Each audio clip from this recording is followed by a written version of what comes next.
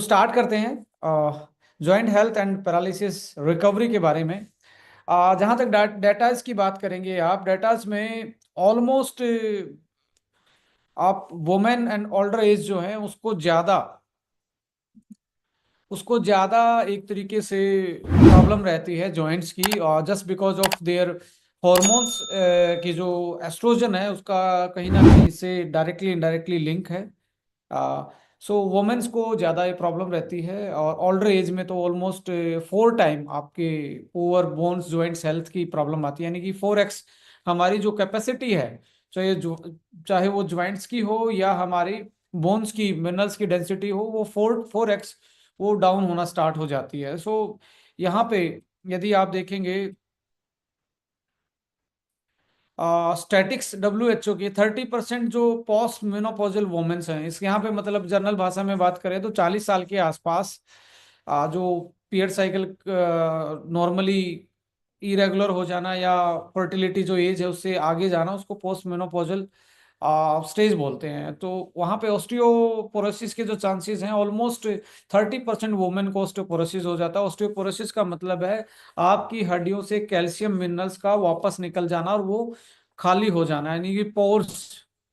Osteo हड्डी में pores, हड्डी में खाली एक तरीके से गड्ढे हो जाना। वो किसकी वजह से? वो आपके मिनरल्स को डीमिनरलाइजेशन होना। सो उसमें एस्ट्रोजन का बहुत बड़ा रोल होता है। वुमेन्स के केस में मेन हार्मोन एस्ट्रोजन होता है, इसी की वजह से वुमेन्स 30% प्रोन है। And it has been reported 61 million people in India. देखिए, आज डिजिटल एज में आप काम कर रहे हो, आप टारगेट कर सकते हो अपनी हेल्थ के साथ साथ अपने बिजनेस को भी। कितने लोग हैं? 61 million people in India has osteoporosis. 40 साल की एज में कैल मैक डी आपको मतलब हर किसी को चाहिए कि आपको कैल मैक डी खाना है। आप वो बोले कि मैं तो कुछ लगता ही नहीं है। क्या आप वो जो जवानी में वेट उठा पाते थे, आप कोई रनिंग कर पाते थे, या आप एक तरीके से खड़े रह जाते थे पैरों पे, या वॉकिंग जो करते थे, क्या वही कैपेसिटी आपकी? वो कैपेसिटी नहीं है तो डाउन हुई। तो इसका मतलब क्या है कि आपकी बोन्स एंड मसल्स, जो मस्कोस्केलेटन है, वो कहीं ना कहीं डिग्रेड हुआ है, वो कहीं ना कहीं कमजोर हुआ उसी की वजह से। तो हमें कैलमैक डी को सीरियसली लेना चाहिए 40 की एज में। सो यहाँ 80% में वुमेन्स आती हैं, तो वुमेन्स के लिए तो बहुत जरूरी है। यदि आप आयरन फोलिक एसिड के बारे में तो बहुत सारी अवेयरनेस है, बट कैलमैक डी के बारे में कहीं ना कहीं अवेयरनेस में मुझे लगता है कि कमी है। सो यहाँ पे वुमेन्स को स्पेशली मैं बोलूँगा 40 की एज में जरूर कैलमैक डी यूज करना चाहिए। पूरे साल नहीं करना, तो जैसे 2 महीने आपने यूज किया, फिर वीक में आप 2 बार यूज कर सकते हो, वीक में 1 बार कैल्शियम यूज कर सकते हो। और यहाँ पे जो कैल्शियम आपके पास है उसमें आप देखेंगे जिंक एंड मैग्नीशियम भी है।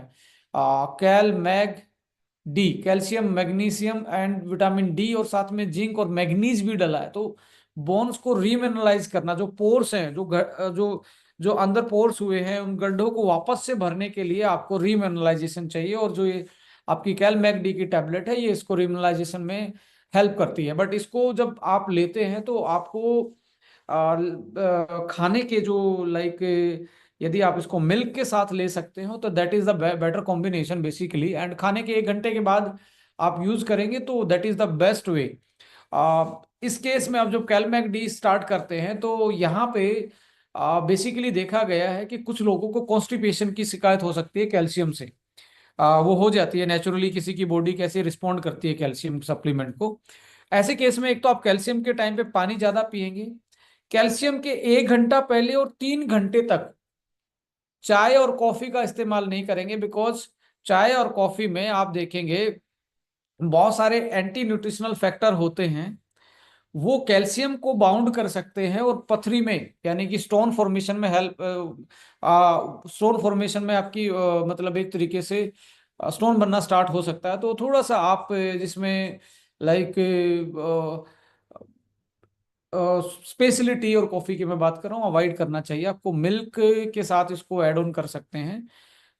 इसके साथ साथ ऑस्टियो अर्थराइटिस, ऑस्टियो अर्थराइटिस जो है वो सेकंड मोस्ट कॉमन प्रॉब्लम है जॉइंट्स के को लेके।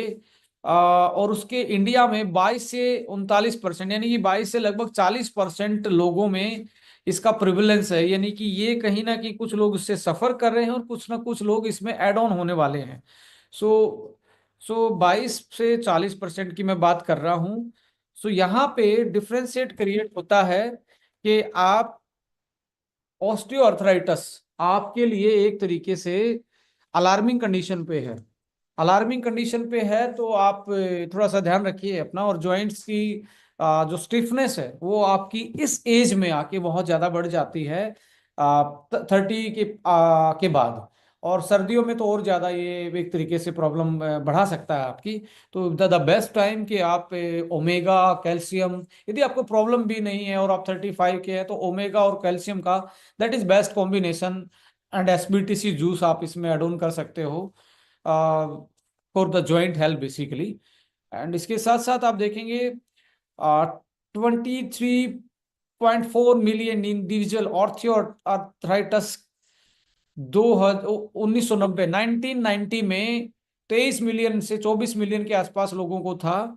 अभी आप देखेंगे 20 में ये ऑलमोस्ट आप देखेंगे 3 गुना के आसपास, almost 60 to 63% million, note percentage in million 2019 में। अब आज 25 24 25 आज के डाटा को देखेंगे तो मुझे लगता है ये ऑलमोस्ट आपको जिस रेट से ये बढ़ रहा है, तो ये कहना बिल्कुल गलत नहीं होगा। कुछ लोग तो दिखाने जाते हैं, नहीं तो डबल हो सकता है। इंडिया में आ, लोग बीमारी को छुपाने की कोशिश करते हैं, डायग्नोस करवाने की कोशिश नहीं करते। तो इसलिए डाटा भी आप देखेंगे ये कहीं ना कहीं आपको इंडिया में छोटा दिखेगा, जो रियलिस्टिक डाटा वो बहुत बड़ा है।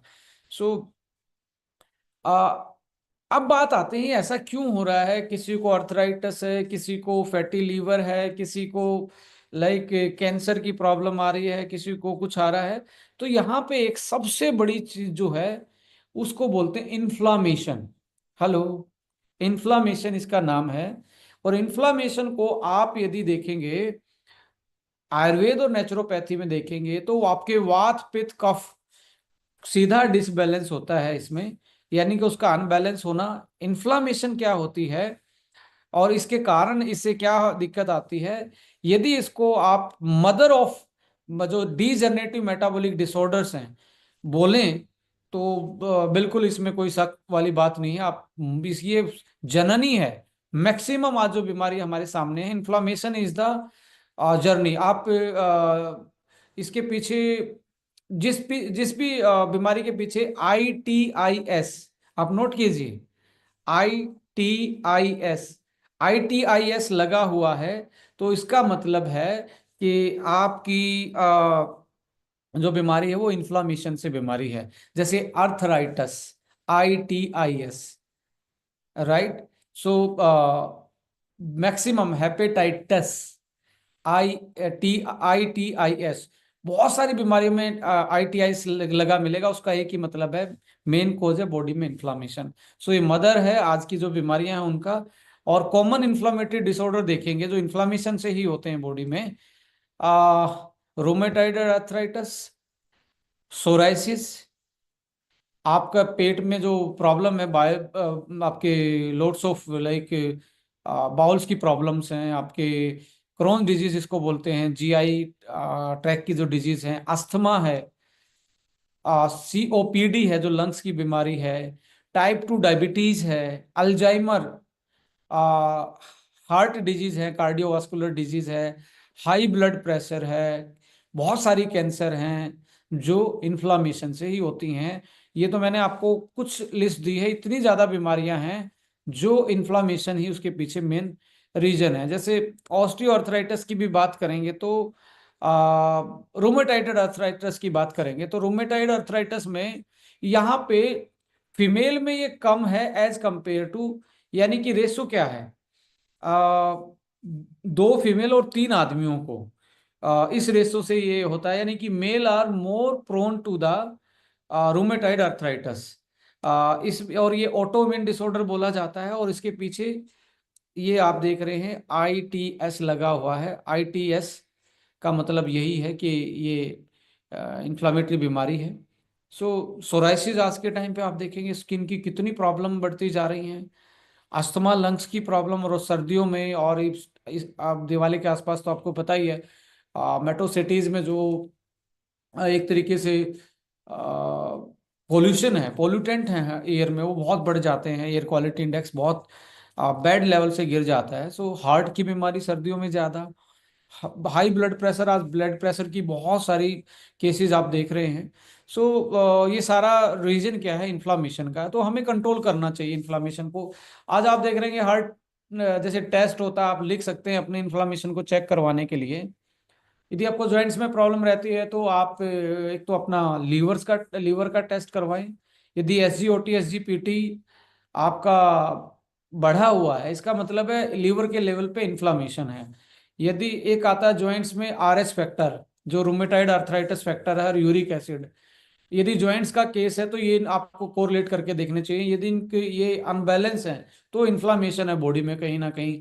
आपको लगता है कि मुझे हार्ट से रिलेटेड प्रॉब्लम है तो आपको देखना चाहिए, एक टेस्ट होता है IL, आप नोट कर सकते हैं, IL-6, इंटरलुकिन 6 टेस्ट होता है। और एक होता है C रिएक्टिव प्रोटीन, CRP। इससे आप अपनी बॉडी में इन्फ्लामेशन के लेवल को पता लग सकते हैं। दो कॉमन टेस्ट हैं, CRP और IL-6, आप अपने आप नोट करके खुद भी करवा सकते हैं। और एक होता है ESR आपके CBC करवाएंगे, ब्लड टोटल ब्लड काउंट्स जो सेल हैं उनका टेस्ट करवाएंगे, तो उसमें ये आपको बढ़ा हुआ मिलता है, तो इसका मतलब है आपकी बॉडी में इन्फ्लामेशन है। अब HbA1c टेस्ट है आपका डायबिटीज के लिए, तो यदि वो भी नॉर्मल रेंज से बाहर है तो भी वो इन्फ्लामेशन का साइन है। हॉर्मोन्स का भी समटाइम, और आपका लिपिड्स प्रोफाइल यदि अनबैलेंस है, ये भी इन्फ्लामेशन का एक साइन है आपकी बॉडी में। सो फिर से रिपीट करते हैं, inflammation is the mother of degenerative metabolic disorders. Inflammatory foods क्या हैं, कहाँ से जनरेट हो रहा है?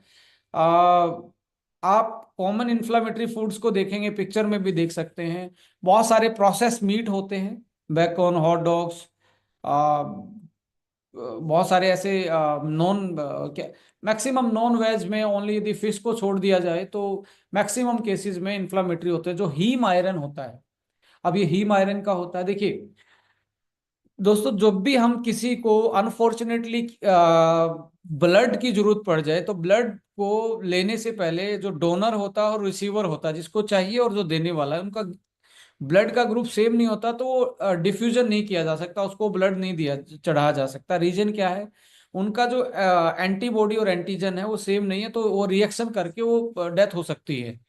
सेम लाइक दैट, अब आपके एनिमल में जो ब्लड है, क्योंकि खून तो उनमें भी है, उनका ब्लड ग्रुप इंसान के ब्लड ग्रुप के साथ तो बिल्कुल ही नहीं मिल सकता, ना उनका जो उसके कंपोजिशन है वो मिल सकता। तो उनका हीम आयरन जो होता है, हीम आयरन का मतलब है हीमोग्लोबिन के साथ जो आयरन जुड़ा होता है, वो हमारे लिए, हमारी बॉडी उसको फॉरेन मॉलिक्यूल मानती। फॉरेन मॉलिक्यूल का मतलब अपनी बॉडी का पार्ट नहीं मानती डाइजेशन के बाद भी। जैसे क्या होता है ना, प्रकृति ने हमें क्या दिया है, डाइजेशन दिया है, डाइजेशन के बाद बॉडी उसको अपना पार्ट बना लेती है। बट कुछ चीजें हम ऐसी चीज ले आते हैं फूड में जो हमारे चाहने ना चाहने से आ रही हैं, जैसे पेस्टिसाइड है, उसको बॉडी अपना पार्ट बना ही नहीं सकती। हैवी मेटल्स हैं, उसको पार्ट बना ही नहीं सकती। एंटीबायोटिक्स हैं, उनको पार्ट बना ही नहीं सकती।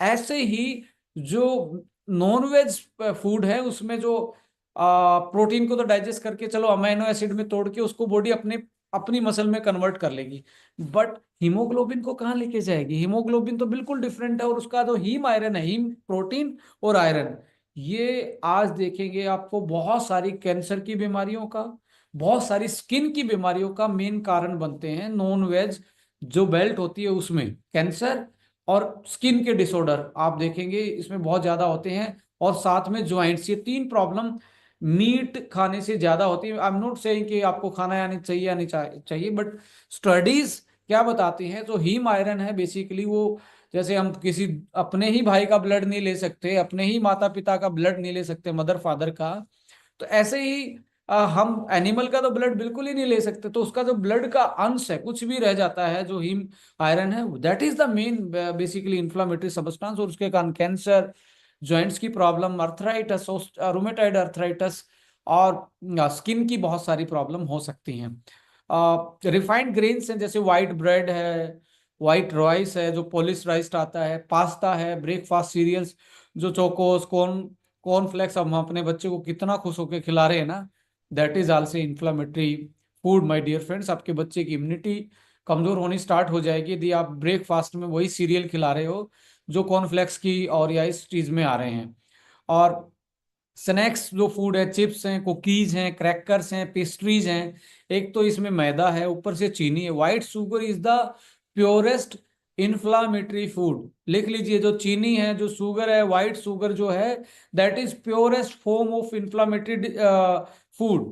तो मतलब वो तो एक तरीके से आप डायरेक्टली अपने मौत का बुलावा दे रहे हो, स्लो पॉइजन आप उसको बोल सकते हैं। शुगर स्वीटेंड बेवरेज, सोडा है, ज्यादा मीठी चाय भी लोगों को पसंद आती है, और मीठी चाय की तलब ज्यादा होती है। स्पोर्ट्स ड्रिंक आप ज्यादा लोग, रेड बुल, ये बुल, वो bull, I am not targeting any brand, but they have the high sugar food basically, and they cause inflammation in the body.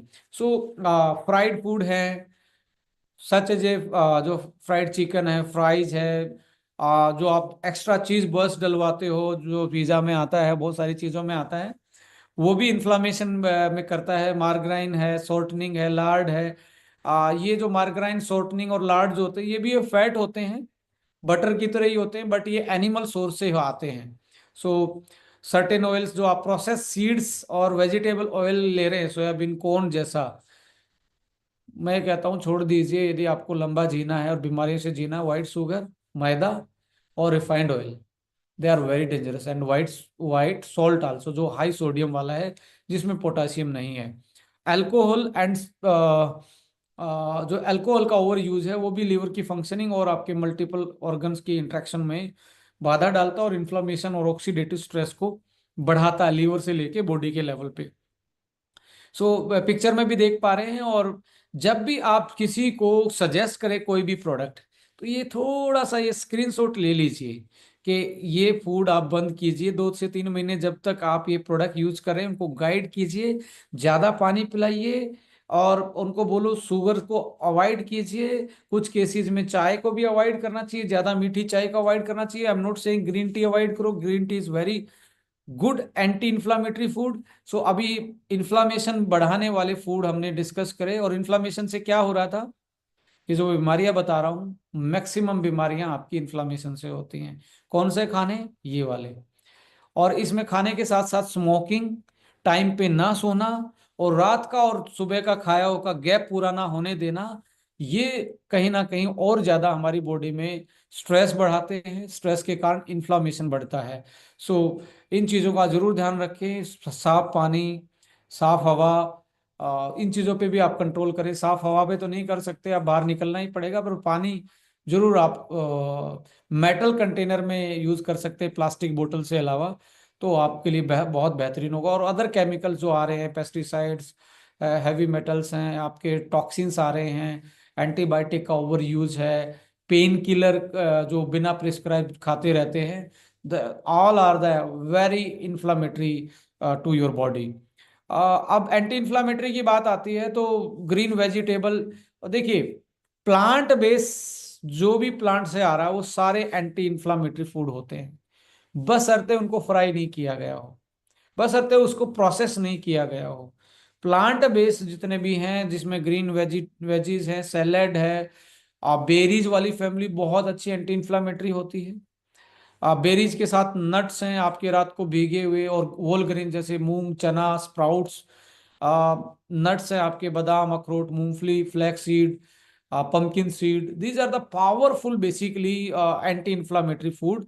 And citrus fruit, और कुछ ऐसे जो आपके किचन में रहते हैं, जिंजर है, बहुत जॉइंट्स के केस में तो मैं कहता हूँ जिंजर को आप सुबह सुबह ग्रीन टी में बॉयल करके लें तो आपको बहुत अच्छा रिजल्ट प्रोडक्ट के साथ आएगा, क्योंकि ये पावरफुल जॉइंट्स के लिए और डाइजेशन के लिए एंटी इन्फ्लामेटरी का काम करता है। गार्लिक है, टर्मरिक है, हल्दी है, ब्लैक पेपर, लौंग, इलायची, तेज पत्ता, सौंफ, अजवाइन, ये आपके सैलेड में जैसे आजकल आंवला है, बीट रूट है, आजकल गाजर है, they are the powerful anti inflammatory food basically.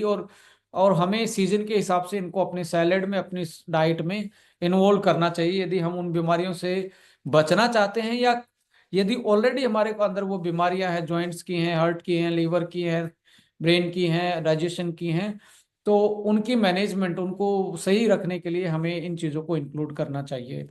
जब भी नट्स खाएं आप, तो फ्राइड नट्स आते हैं, जैसे मूंगफली है, कच्ची मूंगफली को भिगो के खाएंगे तो एंटी इन्फ्लामेटरी है, और यदि उसको फ्राई किया हुआ खा रहे हैं तो एंटी इन्फ्लामेटरी नहीं है, इन्फ्लामेटरी फूड है वो। सो जॉइंट्स को स्पेशली केयर करने के लिए आपके पास एक बहुत यूनिक फॉर्मुलेशन है, जो मार्केट में इसको एक अलग ही प्रोडक्ट बनाता है।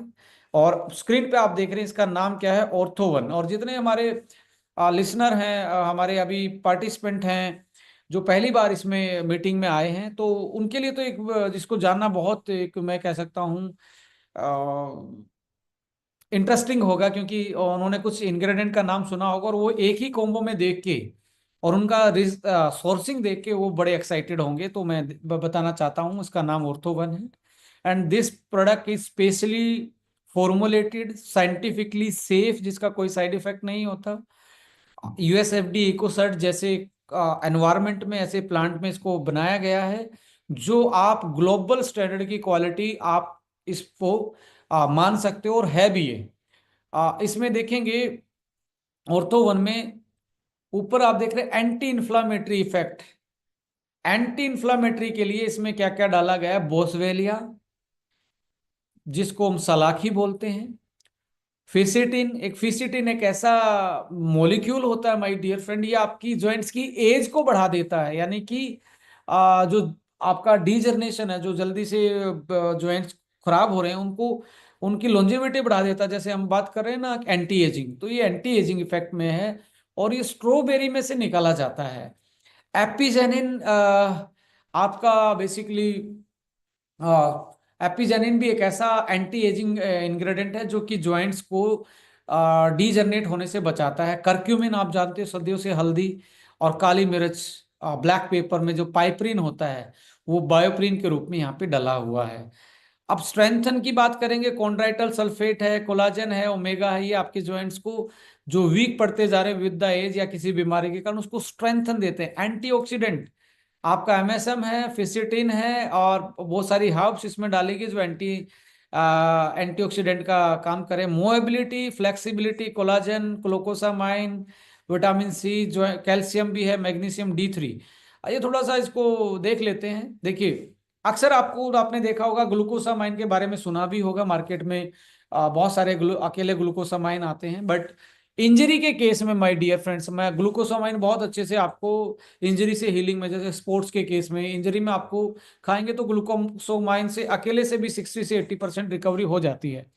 But in case of osteoarthritis, rheumatoid arthritis, and other जो इंफ्लामेटरी जो डिसऑर्डर हैं हमारे बॉडी में विद द एज, उम्र के हिसाब से आते हैं, उस केस में अकेला ग्लूकोसामाइन से काम नहीं चलने वाला है, क्योंकि कार्टिलेज के डैमेज को तो ये रीग्रोथ देता है, पर डैमेज रुकेगा तभी तो रीग्रोथ देगा। डैमेज कहाँ से आ रहा है, इन्फ्लामेशन से डैमेज आ रहा है, इन्फ्लामेशन को कंट्रोल करना पड़ेगा।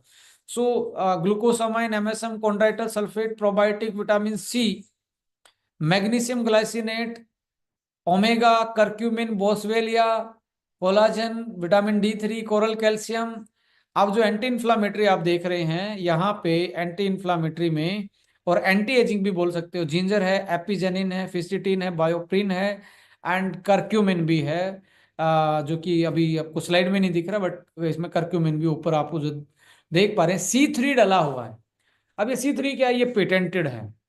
अब यहां मैग्नीशियम आप देख रहे हैं, ग्लाइसिनेट डला हुआ। ग्लाइसिनेट का मतलब समझ रहे हैं, the best form of magnesium, जो इजिली अवेलेबल है बॉडी के लिए, इजिली अब्जॉर्ब कर पाएगी। एपिजेनिन और फिसिटिन, ये आपको पहली बार किसी जॉइंट के फॉर्मूले में दिखेंगे, पूरी मार्केट में एपिजेनिन और फिसिटिन नहीं मिलेगा, और इनका डायरेक्टली कनेक्शन है आपके कार्टिलेज को डीजनरेट, जो उसमें डैमेज चल रहा है उसको रोकना, और बायोप्रिन मॉलिक्यूल को, जितने इसमें आप दिख रहे हैं, ग्लूकोसामाइन, जितनी भी चीजें दिख रही हैं, उनको एब्जॉर्ब करवाना और एंटी इन्फ्लामेटरी काम करना। बोसवेलिया सदियों से सलाखी को पेन किलर के रूप में यूज किया जाता है। और बोसवेलिया से आप देखेंगे लंग्स में भी बहुत अच्छा इफेक्ट आता है। पहले आपको याद होगा कि गांव में जो धूप बत्ती थी उसकी एक अलग खुशबू होती थी, उसमें बोसवेलिया होता है बेसिकली, और उसी का ही क्या किया जाता था, धूप उसी की लगाई जाती थी घर में कि जो भी उस स्मोक को अंदर लेगा, उसमें बॉसवेलिक एसिड आता था जो लंग्स को खोल देता था। जो ब्रोंकाइटिस की एलर्जी है, जो लंग्स की एलर्जी है, ब्रोंकाइटिस, उसमें उस केस में बोसवेलिक एसिड वो जो धुएं में आता था वो लंग्स के लिए बड़ा अच्छा था। बट आजकल आर्टिफिशियल है, धूप बत्ती भी आप देख रहे हैं कैसी आ रही है, तो बोसवेलिक के साथ नहीं आ रही हैं, तो आर्टिफिशियल तो आपके लंग्स के लिए खराब हो सकती हैं। बट ये जॉइंट्स के केस में पेन किलर का काम भी करता है, सदियों से आयुर्वेद में ये यूज होता आ रहा है। सो एक ही प्रोडक्ट में ये सब कुछ कॉम्पैक्ट फॉर्मूला है, तो आपका रिजल्ट फास्ट भी रहेगा, जल्दी भी आएगा, और आपके दो पैसे भी बचेंगे, क्योंकि इतनी चीजें आप मार्केट से लेने जाएंगे, एक तो आप इकट्ठा नहीं कर पाएंगे, अब उसकी डोज कितनी कितनी लेनी ये नहीं आप कर पाएंगे। But this company is scientific based company, जो रिसर्च बेस्ड फॉर्मुलेशन आप लोगों के लिए लेके आई है। ऐसे केस में आपको अपना ओनली इसको लगातार खाना है, और इन्फ्लामेटरी फूड को अवॉइड करना है इसको खाते टाइम। आप जल्दी से अपने जॉइंट्स की होलिस्टिक ग्रोथ और रिकवरी कर सकते हैं। सो इसके साथ साथ आप देखेंगे किस केस में, जैसे रोमेटाइड अर्थराइटिस है, रोमेटाइड अर्थराइटिस में आपको सबसे पहले देखना चाहिए एसबीटीसी जूस, और लीवर पे से स्टार्ट करना चाहिए, और एक दिन का फास्ट रखना चाहिए, हफ्ते में एक दिन खाली पेट रहना चाहिए, कि आपका लीवर से टॉक्सिन्स कम हो, पेट साफ हो रहना स्टार्ट हो, पेट खाली रहना स्टार्ट हो। गाउट की जो प्रॉब्लम है उसमें यूरिक एसिड और लीवर का कॉम्बिनेशन बेस्ट है। पहले 15 दिन 20 दिन इस पे कर रहे हैं एसबीटीसी, आपका लीवर और यूरिक एसिड गाउट के केस में, ऐसे इन केसेस में। और उसके बाद आपने जाना है रीजर्नेशन, जैसे इसमें आपको जाना 15 दिन के बाद आप दे सकते हैं ऑर्थोमेगा और krill, the best combination basically with calcium also. So जिसमें आइटिस लगा हुआ है, गाउट और अर्थराइटस और स्पॉन्डिलाइटिस, इसमें पहले इन्फ्लामेशन को कम करना। इन्फ्लामेशन कम कैसे होगी, लीवर सही काम करेगा, पेट सही रहेगा। एसबीटीसी में करक्यूमिन भी है, एसबीटीसी में क्या है, आपका एक तरीके से सिबकथोन है, जो पावरफुल एक एंटी इंफ्लामेटरी जूस है आपके लिए, इम्यून को बूस्ट करेगा और पेट को साफ रखेगा। साथ में लीवो वन और लीवर वन, ये आपने इन केसेस में दिए। और 15 मिनट 15 दिन के बाद, या किसी को लगता है कि हेल्थ ठीक है, तो हफ्ते के बाद आप क्या करना स्टार्ट कर देंगे, ऑर्थो वन और क्रिल वन एंड आपका कैल्शियम, ये दिन में 2 बार आपने लेने हैं। एक एक लेके कैल्शियम आपको एक ही टैबलेट दिन में चाहिए। टेंडन्स की जहाँ प्रॉब्लम आती है, स्ट्रेन्स है आपके जॉइंट्स में, लिगामेंट की इंजरी है, उस केस में आपने स्टार्टिंग से ही कोलाजन, जैसे स्पोर्ट्स की इंजरी है या आपको कोई हैवी वेट के कारण डिजर्नेशन है, ऐसे केस में कोलाजन आपका, ये ऑर्थो वन एंड आपका krill, that is the best. और एसबीटीसी लगाएंगे साथ में सुबह खाली पेट, तो बहुत अच्छा रिजल्ट आपको देखेंगे। और ऑस्टियोपोरोसिस में क्रिल, एसबीटीसी और आपका cal mag D, that is the best you can say. So ऐसे आप जॉइंट फ्लेक्सर को आप कब देना, जॉइंट फ्लेक्सर को आपने ऊपर वाले केसेस में, रोमेटाइड अर्थराइटिस में और अर्थराइटिस के केस में, इन केसेस में आपको इस प्रोडक्ट को किसके साथ, सुबह सुबह यदि आप एसबीटीसी के साथ ही इनको सुबह शाम लेना स्टार्ट करेंगे तो और अच्छा रिजल्ट देगा आपको। और लीवो वन तो इसमें जरूरी है, जो आइटस लगा हुआ है अर्थराइटिस के केस में। सो ये आपको इनिशियली पहले 15 दिन में बहुत अच्छा रिजल्ट देने के लिए है, उसके बाद में ऑर्थो वन को भी आप स्टार्ट करें, और साथ में भी दे सकते हैं ऑर्थो वन स्टार्टिंग से ही।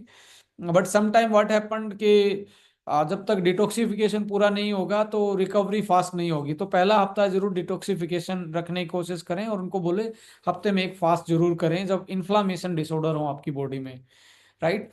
सो इसके आप देखेंगे प्योर आयुर्वेदिक फॉर्मुलेशन है, और जिसमें एंटी इन्फ्लामेटरी से लेके जॉइंट्स एंड बोन हेल्थ को प्रमोट करने वाली सारी चीज़ें इसमें डली हुई हैं। सो यहाँ पे सीबकथोन मैंने बताई है, जिसमें immunity booster, antioxidant, digestion, healthy skin, joints को अच्छा रखता है। और इसमें नॉट ओनली सीबकथोन है, बहुत सारी ऐसी चीज़ें हैं जो एड ऑन की गई हैं जो आपकी इम्यूनिटी और इन्फ्लामेशन को कंट्रोल करती हैं। सो यहाँ हेलो दोस्तों, हमारे इस चैनल को सब्सक्राइब करने के लिए यहाँ क्लिक कीजिए। Thank you.